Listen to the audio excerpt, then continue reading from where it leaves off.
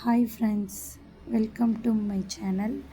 நம்ம என்ன தான் ப்ளவுஸில் ஹூக் ஸ்டிச் பண்ணி கொடுத்தாலும் இது சரியில்லை அது சரியில்லை, நாங்கள் போடும்போது பிச்சுட்டு வந்துடுச்சு. மோஸ்ட்லி சிட்டிலலாம் இல்லாமல் வில்லேஜில் அப்படி தான் சொல்லுவாங்க, நீங்கள் ஹூக் கட்டினதே சரியில்லை. நான் ஒரு 3 டைம்ஸ் தான் போட்டேன், அதுக்குள்ளே ஹூக் தனியாக வந்துடுச்சு. அப்படிலாம் நம்ம இனிமேல் கவலைப்படவே தேவையில்ல.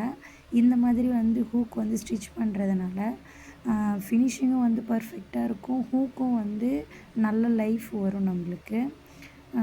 இது ஈஸியாக ஸ்டிச் பண்ணிடலாம்.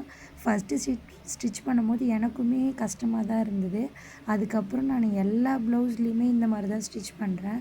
நீங்களும் இதே மாதிரி ஸ்டிச் பண்ணி பாருங்கள். ரொம்ப ஈஸியாகவும் எப்படி ஒரு 5 மினிட்ஸ் கூட ஆகாது. நான் இந்த வீடியோவில் அந்த அளவுக்கு எடிட் கூட பண்ணலை. 5 மினிட்ஸ்லேயே ஈஸியாகவே ஹூக் ஃபிக்ஸ் பண்ணிடலாம். நீங்கள் ஹை பார்ட்டுமே நான் மிஷினில் எப்படி ஸ்டிச் பண்ணுறது அப்படின்னு சொல்லிட்டு ஷார்ட்ஸில் அப்லோட் பண்ணியிருக்கேன். அந்த வீடியோனா நீங்கள் போயிட்டு பாருங்கள். இந்த வீடியோ கீழே நான் அந்த ஷார்ட்ஸ் லிங்க் கொடுக்குறேன். அதுவுமே உங்களுக்கு ஈஸியாக இருக்கும். எப்பவுமே நிறைய ப்ளவுஸ் தைப்போம், சீக்கிரமாக தைச்சிருவோம். ப்ளவுஸ் ஸ்டிச் பண்ணுறது எல்லாமே ஹூக் கட்டினா மட்டும் அதுக்குன்னு தனியாக நம்ம டைம் ஸ்பெண்ட் பண்ணுற மாதிரி வரும் லாஸ்ட்டாக.